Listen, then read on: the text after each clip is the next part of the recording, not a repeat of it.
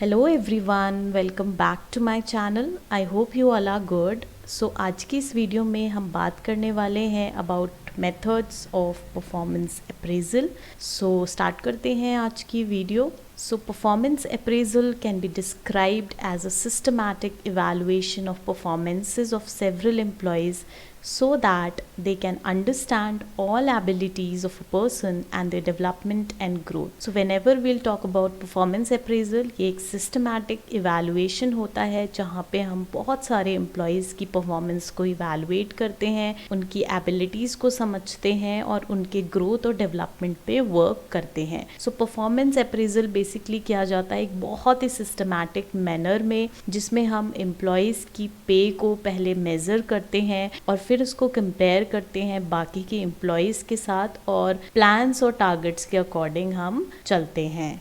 So there are two methods of performance appraisal. First one is traditional method and second one is modern method. So आज हम traditional method discuss करेंगे और next video में we'll be discussing about modern methods of performance appraisal. तो ये सारे जो हैं ये traditional methods हैं जहाँ पे हम ranking method की बात करेंगे, paired comparison, grading, force distribution method, force choice method, checklist method, critical incident method, graphic rating scale method, essay method, field review method and confidential report.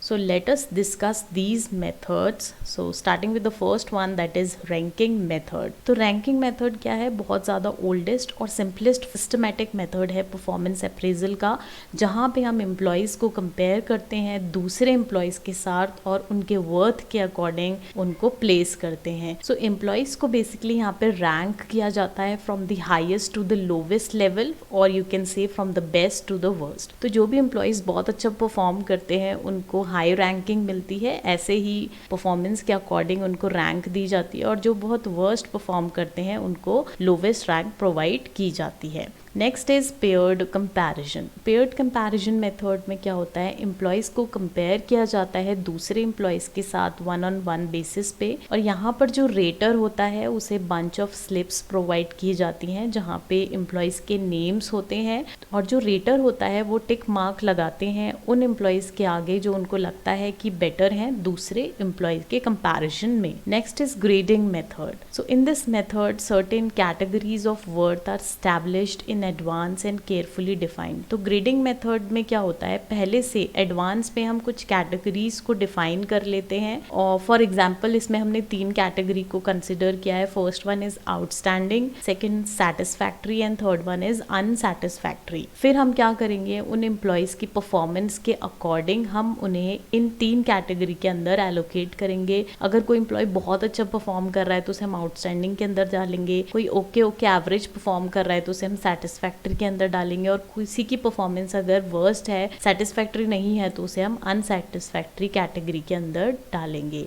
ठीक है, तो इस तरीके से ग्रेडिंग मेथड में एम्प्लॉयज़ की परफॉर्मेंस के अकॉर्डिंग उनको उनकी कैटेगरीज एलोकेट की जाती हैं। So next is forced distribution method. This method assumes that employees' performance level conforms to a normal statistical distribution that is 10, 20, 40, 20 and 10%.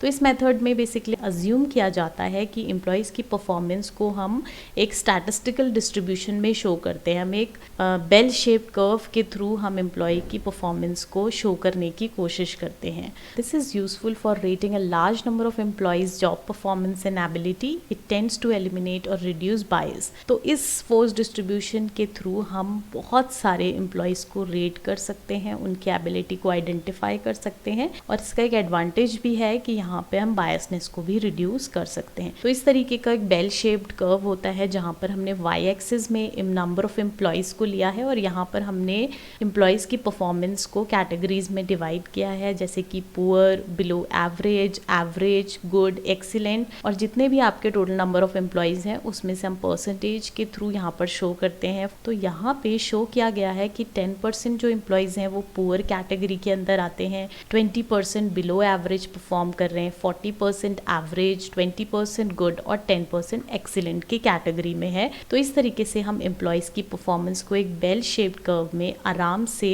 Show कर सकते हैं। ठीक है, तो इसको हम बोलते हैं forced distribution method of performance appraisal. Next is forced choice method. अब आपको कंफ्यूज नहीं होना है between forced distribution method and forced choice method. जब भी हम फोर्स्ड डिस्ट्रीब्यूशन की बात करेंगे तो आपको याद रखना है एक बेल शेप्ड कर्व है जिसमें हम परफॉर्मेंस को दिखा रहे हैं एम्प्लॉयज़ की कि अलग अलग कैटेगरीज में पुअर है, एवरेज है, बिलो एवरेज है, जो भी कैटेगरीज आपने बनाई है तो हम उसे प्लॉट करके वहाँ पे शो कर रहे हैं। लेकिन जब हम फोर्स्ड चॉइस की बात कर रहे हैं so it is entirely a different thing. So under this method the rater is forced to answer the ready-made statements as given in the blocks of 2 or more about the employees in terms of true or false। तो force choice में क्या होता है, जो rater है उसको क्या किया जाता है, उसको कुछ स्टेटमेंट्स दी जाती हैं अबाउट द एम्प्लॉयज़ और वो क्या करता है, वो आंसर करता है उन स्टेटमेंट्स को कि क्या वो ट्रू हैं या फिर वो फॉल्स हैं। So once he is done with the list it is forwarded to the HR department for the final assessment of the employees. तो जैसे ही वो सारी स्टेटमेंट्स को कंसिडर करके उनको ट्रू और फॉल्स बता देता है तो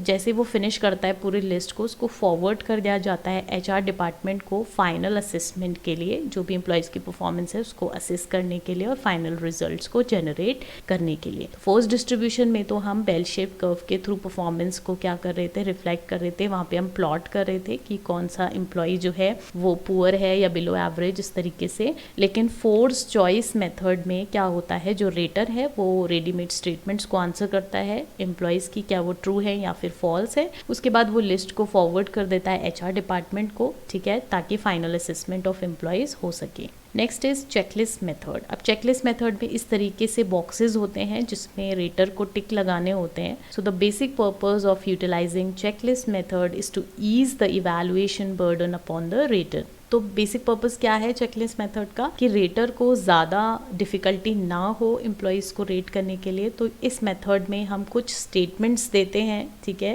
that is questions with their answers in yes और नो। हम कुछ क्वेश्चंस प्रोवाइड कर रहे हैं और साथ में उनके आंसर्स भी प्रोवाइड कर रहे हैं और येस और नो के ब्लॉक्स भी आपको प्रोवाइड किए जाते हैं जो कि HR डिपार्टमेंट प्रिपेयर करता है। So the checklist is then presented to the rater to tick appropriate answers relevant to the appraisee. अब जब वो उसकी परफॉर्मेंस को इवैल्यूएट करेगा और जो भी रेटर को लगता है कि इसका आंसर येस या नो में से जो भी होना चाहिए वो उसको टिक करते हैं। Each question carries a weightage in relationship to their importance, ठीक है, हर एक क्वेश्चन का अपना एक वेटेज होता है। तो चेकलिस्ट मेथड में क्या कर रहे हैं हम, जो रेटर है उसको चेकलिस्ट मेथड में एक सीरीज ऑफ स्टेटमेंट प्रोवाइड की जाती है, दैट इज क्वेश्चंस दिए जाते हैं आंसर्स के साथ, जिसके आंसर्स येस और नो में होंगे, जो HR डिपार्टमेंट प्रिपेयर करते हैं, और फिर वो जो चेकलिस्ट है वो रेटर को दी जाती है ताकि जो भी एम्प्लॉयज़ हैं उनके अकॉर्डिंग रेटर उसमें टिक कर सके एप्रोप्रिएट आंसर्स को, और हर एक क्वेश्चन का एक वेटेज होता है। So next is the critical incident method. So critical incident methods में जो रेटर होते हैं वो रिकॉर्ड करते हैं स्टेटमेंट्स को जो डिफाइन करते हैं एम्प्लॉयज़ के गुड और बैड बिहेवियर को उनके जॉब परफॉर्मेंस से रिलेटेड, और इन्हीं स्टेटमेंट्स को हम क्रिटिकल इंसिडेंट्स बोलते हैं और ये सुपीरियर रिकॉर्ड करते हैं इवैल्यूएशन के टाइम पे, ठीक है, हर एक सबऑर्डिनेट्स के लिए इंडिविजुअली। तो जितने भी रिकॉर्डेड इंसिडेंट्स होते हैं उसमें क्या होता है, उसमें एक ब्रीफ एक्सप्लेनेशन होता है कि क्या इंसिडेंट हुआ है, किस तरीके से हुआ है, तो सारी ब्रीफ एक्सप्लेनेशन उसमें इंक्लूडेड होती है। So next is graphic rating scale method. So graphic rating scale method is one of the most popular and simplest technique for appraising performance. तो ग्राफिक रेटिंग स्केल मेथड क्या है, बहुत ज़्यादा use होने वाला और सिंपलेस्ट टेक्निक है जहाँ पे हम एम्प्लॉयज़ की परफॉर्मेंस को इवैल्यूएट कर सकते हैं। इसको हम लीनियर रेटिंग स्केल मेथड भी बोलते हैं। In this method, the printed appraisal form is used to appraise each employee। अब इसमें क्या है, एक printed appraisal form दिया जाता है रेटर को और उसी के थ्रू वो एम्प्लॉयज़ की परफॉर्मेंस को इवैल्यूएट करता है और अप्रेज किया जाता है। तो जैसे आप इसमें देख रहे हैं, ये एक फॉर्म है जहाँ पे एम्प्लॉयज़ का नेम है, उसका डिपार्टमेंट है और जॉब का टाइटल है। फिर हमने इसको जो क्या है परफॉर्मेंस लेवल में डिवाइड किया गया है, जहाँ पे अटेंडेंस एक फैक्टर है, बिहेवियर टुवर्ड्स सबऑर्डिनेट्स एक फैक्टर है, सिंसियरिटी, डिपेंडेबिलिटी, ठीक है। तो जैसा भी उसकी परफॉर्मेंस है, सपोज उसकी अटेंडेंस पुअर है तो यहाँ पे रेटर पुअर पे टिक कर देगा। लेकिन यहाँ पे हमने क्या किया है, इस चार्ट के हिसाब से बता रही हूँ, तो अटेंडेंस जैसे इस एम्प्लॉयज़ की फेयरली गुड है, बिहेवियर टुवर्ड सबऑर्डिनेट्स भी फेयरली गुड टिक किया है आपके रेटर ने। Then sincerity is good and dependability is excellent. तो इस तरीके से हम हर एक एम्प्लॉयज़ को यहाँ पर रेट करते हैं अलग अलग फैक्टर्स के बेसिस पे। Next is essay method. So essay method की जब भी हम बात करेंगे परफॉर्मेंस अप्रेजल की, तो बहुत ज़्यादा सिंपल मेथड होता है। सारे ही मेथड्स को अगर हम देखेंगे तो वो सारे मेथड्स में सबसे सिंपल मेथड एसे मेथड होता है। तो इस मेथड में जो रेटर है वो एक नरेटिव डिस्क्रिप्शन देता है एम्प्लॉय की स्ट्रेंथ पे, वीकनेस पे, उसकी परफॉर्मेंस कैसी है, उसके पास कितना पोटेंशियल है, या कोई सजेशन अगर वो प्रोवाइड करना चाहते हैं, या पास्ट में उसने कोई इम्प्रूवमेंट किया है, तो वो सारी चीज़ें यहाँ पर इंक्लूड की जाती हैं। It does not require complex format. तो इसका कोई भी एक कॉम्प्लेक्स फॉर्मेट नहीं होता, कोई भी स्पेसिफिक ट्रेनिंग नहीं प्रोवाइड की जाती है इसको कंप्लीट करने के लिए। बहुत ज़्यादा इजी टेक्निक होती है, ठीक है। So next is field review method. This method is based on the supervisors assessment of the employees performance, behaviour and skills.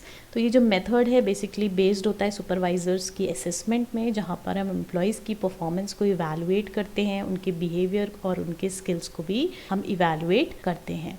So the HR professional invites seniors to respond to questions about the employee's job and then evaluate the person based on the feedback obtained from managers. तो field review method में जो HR professionals हैं वो invite करते हैं कुछ seniors को और उनसे questions करते हैं और चाहते हैं कि वो उन questions का respond करें कि जो कि employee की job से related है, और फिर उसके ही बेसिस पे एम्प्लॉयज़ की परफॉर्मेंस को इवैल्यूएट करा जाता है, जो भी फीडबैक वो मैनेजर्स प्रोवाइड करते हैं। So this is an evaluation conducted by someone outside of the employees department. तो इस इवैल्यूएशन को कोई आउटसाइडर कंडक्ट करता है और एम्प्लॉय की परफॉर्मेंस को इवैल्यूएट किया जाता है। बाहर से सीनियर्स को बुलाया जाता है और उनके थ्रू ही एम्प्लॉयज़ की परफॉर्मेंस को इवैल्यूएट किया जाता है, ठीक है। तो आउटसाइडर ही यहाँ पर इवैल्यूएशन करते हैं। Next is confidential report. So this is the last one जहाँ पे कॉन्फिडेंशियल रिपोर्ट के थ्रू परफॉर्मेंस अप्रेजल की जाती है। सो एक ट्रेडिशनल वे है जहाँ पर एम्प्लॉयज़ की परफॉर्मेंस को इवैल्यूएट किया जाता है।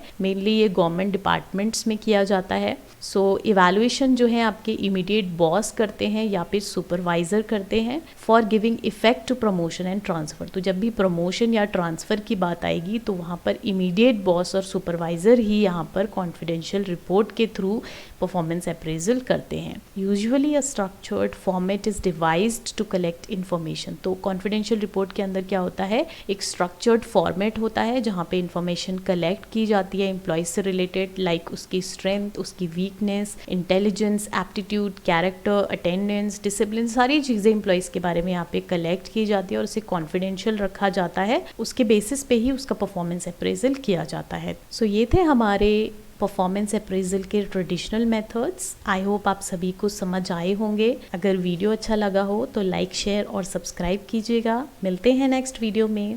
Thank you so much.